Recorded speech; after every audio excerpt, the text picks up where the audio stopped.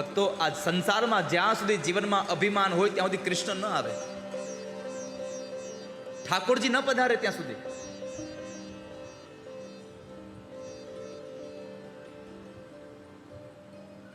અને પછી ગોપીઓની મધ્યમાં ભગવાન પધાર્યા છે અને ગોપીઓની અધૂરી ઈચ્છા પરમાત્માએ ફરી પાછી સંપન્ન કરી અને ગોપીઓની સાથે પરમાત્મા રેમા છે. ચિત્ત ચૈતન્ય તદરૂપ છે, બ્રહ્મ લટકા કરે બ્રહ્મની સામે. બ્રહ્મની હારે ભગવાનની સાથે ભગવાન રેમા છે.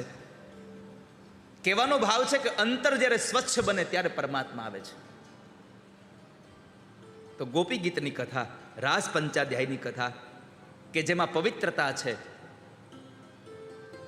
આ રાસ ભલે મધ્યરાત્રિએ રમાયો, ભલે જંગલમાં રમાયો, ભલે એક સ્ત્રી અને એક પુરુષ વચ્ચે રમાયો, પણ આમાં અપવિત્રતા નહોતી. આ કામનાની વૃદ્ધિ કરે એવો રાસ નહોતો, જીવનની કામનાઓનો નાશ કરે એવો મહારાસ હતો આ સાહેબ. જે મહારાસને ભગવાન મહાદેવને જોવાની ઈચ્છા થઈ જાય. માં પાર્વતીને એમ કહેતા હોય, ભવા એ પાર્વતી એકવાર તો લઈ જાઓ મને. કેટલો મોટો રાસ હશે કે જ્યારે પાર્વતીને એમ કહે છે કે તમે મને લઈ જાઓ ને, મને તો રાસ જોવા લઈ જાઓ. માતાજી ના પાડી કે ના હો, રાસમાં કોઈ બીજું પુરુષ ના લે, અહીંયા એક જ કૃષ્ણ. પુરુષમાં તો એકમાત્ર કૃષ્ણ, બાકી બધી ગોપીઓ.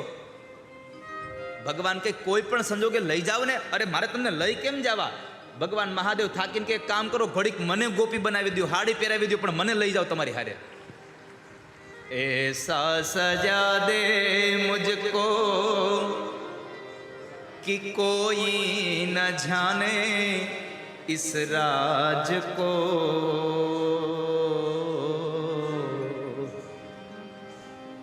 આ રાજ કોઈ જાણી ન શકે એવો મને હજાવી દો તમે, એવો તૈયાર કરી દો, મને ખબર ન પડે કે હું સ્ત્રી છું પુરુષ. માતાજી કહે હું તમને તૈયાર કરી દઉં પ્રભુ, પણ તમે મારી હારે આવો. અને મને કૃષ્ણ પૂછે કોણ છે તમારે કેવું શું? ભગવાન કે કહી દેવાનું, સહેલી હે યે મેરી એસા બતાના બ્રિજરાજ કો, લગા કે ગજરા પહેન કે સારી, लगा के गजरा पहन के सारी, चाल चले मत वाली गोकुल में आ गए, गोकुल में. ભગવાન એવી હાલ હાયલા, માથામાં ગજરો નાખ્યો ને એને 5.5-6 ફૂટની હાઈટ, એની ઉપર 1 ફૂટનો અંબોડો અને ન્યાથી લાજ આવી. વિચાર કરો તો 7 ફૂટ ઉપરથી આમ લાજ આવી છે, લાગતા કેવા છે? અને એને પછી હાડી પહેરીને હાલ હાયલા છે. મહાપુરુષો તો એમ કહે છે, બાબુભાઈ આજે બાપભાઈ પટેલ પણ પધાર્યા છે, એકવાર તાળીઓના હાથથી એમને વધાવીએ. બધાના મનની વાત ઓળખી જાય તો ખબર ન પડી જાય કે આ તો મારો મહાદેવ આવ્યો છે. ભગવાન ઓળખી ગયા એટલે ભગવાન તો લાજ કાઢી નતા, અને તઈ હાવ કાંઈ આછી આછી ચુંદડીઓ આવતી નહોતી, જાડું હતું કાપડું, એટલે માંડ અંદરથી કંઈક દેખાય. અને જો વધારે પડતી લાજ રહી તો જીવ મને ગુંગળાવા, એવી તો જાડી હાડિયું હતી. તો ભગવાન કૃષ્ણ ઓળખી ગયા કે ભગવાન મહાદેવ છે, એટલે 2-4 ગોપીઓને પકડીને લઈ જાય એક બાજુ, અને એક બાજુ લઈ જાય અને ન્યા ભગવાનની સામે આંગળી કરીને કે ઓલું કોઈક છે. અને પછી ગોપીઓ હસે. હવે જે બાજુ ભગવાન જાય એ બાજુ મહાદેવજીને આમ જોવું હોય, હવે લાજમાં દેખાય નહીં, કઈ એને આપણી જેમ તો કરે નહીં. આ બાજુ સસરા બેઠા હોય, આ બાજુ બીજા બધા બેઠા હોય, તો આપણે તો નકર લાજ આમ કાઢી હોય ને. અત્યારના બેનો જો આમ લાજ કાઢો, એ તો મારા હાહરા કહેતા હતા કે આમ છે તેમ છે એમ. હા, આ બાજુ બેઠા હોય તો આમ,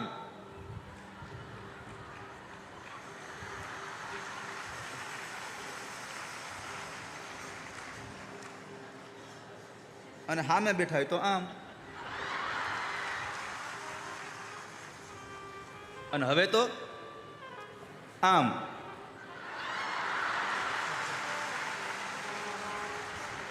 હવે આ સ્થિતિ આવી છે, યાદ રાખજો.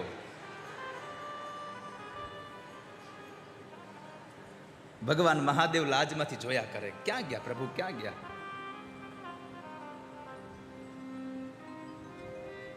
પણ ભગવાન કૃષ્ણ ઓળખી ગયા, કમરમાંથી વાંસળી કાઢી, એસી બજાયે બંસી સુધ બુધ ભૂલે ભોલેનાથ રે. ભગવાન મહાદેવ આવ્યા હતા, સમજી ગયા, કમરમાંથી વાંસળી કાઢીને એવી ફૂંક મારી, અને એની ફૂંક મારીને ભગવાન મહાદેવ ભાન ભૂલ્યા. એ ભૂલી ગયા કે મારે અહીંયા નાચવાનું નથી એમ. અને તોય લાજના હાથમાંથી લાજ મૂકી અને ભગવાનની વાંસળીમાં માંડ્યા નાચવા, ગોળ ગોળ ઘૂમવા માંડ્યા. પાર્વતી ઈશારો કરે રેવા દ્યો, પણ સમજે કોણ? ભગવાન એવા ચકડીએ ચડ્યા અને એમાં બરાબર માથા ઉપરથી લાજની એ હાડી આવી હેઠી. અને પછી જે હાંસી થઈ છે બધી, ખિસક ગઈ જબ સર સે સારી, खिसक गई जब सर से सारी, मुस्कुराए बलवारी गोकुल में आ गए. ભગવાન મહાદેવ આવી ગયા છે, સમજાઈ ગયું. અને પછી ભગવાન મહાદેવની પૂજા કરીને ભગવાન ગોપેશ્વર મહાદેવની સ્થાપના થઈ છે ભગવાનની. આજ પણ વૃંદાવનમાં ભગવાન ગોપેશ્વર મહાદેવ બિરાજમાન છે. પૂછું કે અમને ખબર છે, પણ અમને શંકા છે કે ગોકુળમાં નંદ અને યશોદાનો જે દીકરો છે એ જ અમારો વસુદેવ દેવકીનું 8મું સંતાન છે. નારદજી કીધું, શંકા રાખમાં, સાચું જ છે, લાવ મોહર મારી દઉં એના ઉપર. અને એ સમયે મોહર મારવાની વાત કરી, શંકાને દ્રઢ બનાવી નારદજી નીકળી ગયા. અને પછી કહેવાય છે ભાગવતમાં કે કંસે ધનુષ યજ્ઞનું આયોજન કર્યું. અને એ ધનુષ યજ્ઞના આયોજનમાં ગોકુળમાંથી નંદ બાબાના 2 દીકરાઓને દાવજી મહારાજ અને ભગવાન કૃષ્ણને તેડું કરવા માટે અક્રૂરજી મહારાજને મોકલ્યા, સોનાનો રથ લઈને. અને ભગવાનને તેડી લાવવા માટેનું આમંત્રણ આપ્યું હતું. એ તેડવા માટે અક્રૂરજી ગયા. અને ત્યાંથી વૃંદાવનમાંથી ભગવાન સૌ વૃંદાવનવાસી પાસેથી વિદાય લે છે. અને વૃંદાવનમાંથી પરમાત્મા 11 વર્ષ અને 52 દિવસની ઉંમર લઈ અને ભગવાન નીકળે છે. અને જ્યારે નીકળ્યા ત્યારે આખું વૃંદાવન ખૂબ રડી પડ્યું છે. ભગવાનના વિયોગમાં સૌ લોકો રડે છે. છતાં પણ પરમાત્મા એ બધાને મૂકીને નીકળ્યા. પોતાની કામળી અને પોતાની વાંસળી 2 રાધાને આપીને નીકળ્યા છે. પણ માને એક વચન આપીને નીકળ્યા કે માં, આપણે પાછા મળીશું. પ્રભુ બધાને છોડીને નીકળી ગયા. આખું વૃંદાવન રોતું હતું. યાદ રાખજો મારો શબ્દ, આખું વૃંદાવન, ગોપીઓ નહીં, ગોવાળો નહીં, વૃંદાવનનો એક જીવાત્મા રોતો હતો. કૂતરા, બિલાડા, કાગડા, વાંદરા બધા જ રડતા હતા. અને એવા સમયે એક પ્રભુ નહોતા રડતા. એણે માત્ર બધાને આશ્વાસન આપી અને પ્રભુ નીકળી ગયા છે. અને જ્યારે પરમાત્મા નીકળ્યા ત્યારે સૌ લોકો રડતા હતા. ગોકુળ છોડી હાલ્યા મથુરા, નંદ યશોદા નલા. ગોકુળ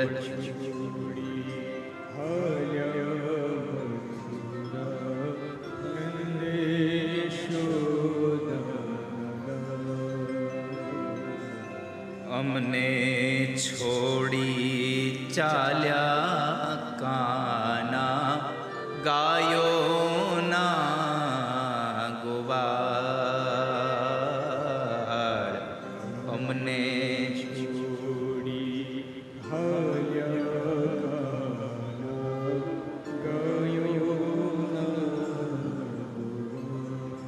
ગોકુળ ગામની ગલીઓ સુની, સુના છે યમુના ઘાટ, સુના છે યમુના ઘાટ.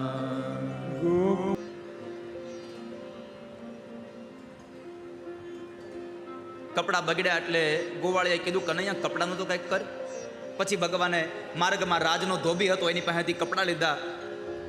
અને એ કપડાં પહેરી અને બધાય જ્યારે જોવે છે તો કોઈકને ટૂંકા થાય, કોઈકને મોટા થાય, કોઈકને ગઘા મઘા થતા હતા.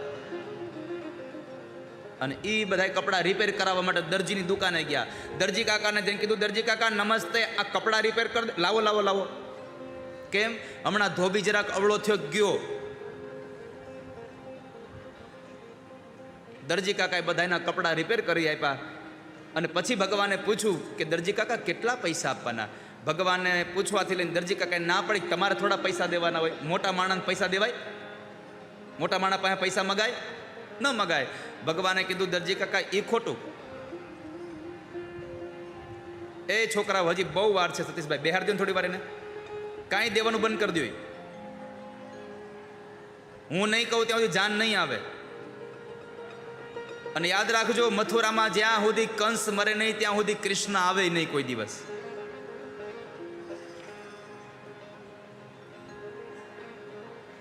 એટલે તમે તમારી જાતે કાંઈ ન કરો, હું તમને કહીશ બધું.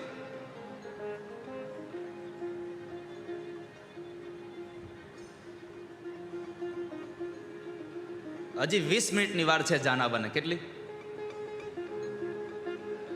6:23 થઈ છે. 6:43 આવશે જાન.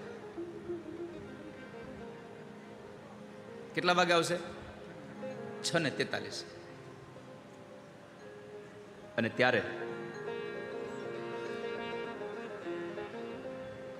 દરજી કાકાને કીધું, દરજી કાકા પૈસા લઈ લ્યો. ભગવાને આગ્રહ કર્યો કે કોઈનું મફતમાં ન લેવાય. દરજી કાકાએ હિસાબ કરીને કીધું કે કુર્તાનો 1 આનો અને પાયજામાના 2 આના તરીકે હિસાબ કરી દો, આપી દો. ભગવાને પૈસા આપ્યા અને હારે 2 આશીર્વાદ આપ્યા. દરજી કાકા 2 આશીર્વાદ ઈ છે. પહેલો આશીર્વાદ, તમારી સિલાઈ બહુ સસ્તી છે અત્યારે, એટલે પહેલો આશીર્વાદ ઈ આપું છું કે અત્યારે સિલાઈ ભલે સસ્તી રહી પણ 2023ની સાલ આવશે ત્યાં કાપડ કરતા સિલાઈ મોંઘી થાય. જાઓ.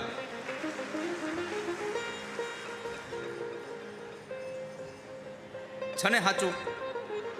આ ભગવાને આશીર્વાદ આપ્યો છે. અને બીજો આશીર્વાદ આપ્યો, દરજી કાકા તમે જીવો ત્યાં સુધી સીવો.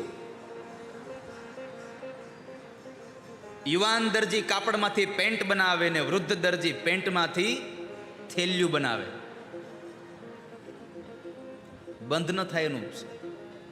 70 વર્ષના દાદા સિલાઈ મશીન ઉપર બેઠા હોય ને દોરો તૂટી જાય, આંખના પલકારામાં ઓલી સોયના નાકામાંથી એ દોરો પોરવી લે. અને આપણે 35 વર્ષે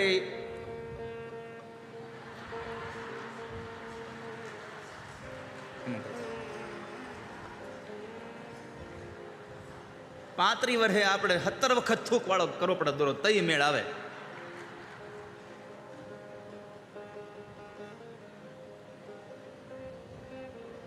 દરજી કાકાને 2 આશીર્વાદ ભગવાન આપીને ત્યાંથી નીકળ્યા.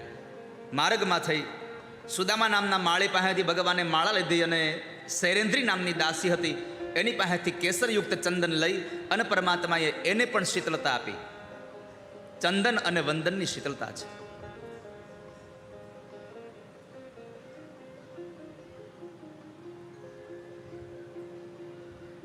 ભગવાને સંકેત કર્યો છે, ગમે તેટલા સારા કપડાં પહેરો ને, ભલે રાજના કપડાં પહેરો, કપાળમાં ચાંદલો કર્યા વગર ઘરેથી નીકળતા નહીં. ભગવાને આ સંકેત આપ્યો છે. સનાતન ધર્મના આશ્રિતોને મારી એક પ્રાર્થના છે વ્યાસપીઠથી. હિન્દુ ધર્મના તમામ આશ્રિતોને મારી પ્રાર્થના છે વ્યાસપીઠથી કે પુરુષો તમે સવારમાં ઘરેથી નીકળો ને ત્યારે કપાળમાં એક કંકુનો અથવા તો ચંદનનો અથવા તો ભસ્મનો ચાંદલો કરી અને ઘરેથી નીકળવાનું રાખજો. જો હિન્દુના તમામ દીકરાઓ કપાળમાં ચાંદલો કરીને નીકળે ને તો વિધર્મીઓની તાકાત નથી કે હિન્દુ ધર્મની સામે કોઈ જોઈ શકે. ક્યારેય ન જોઈ શકે.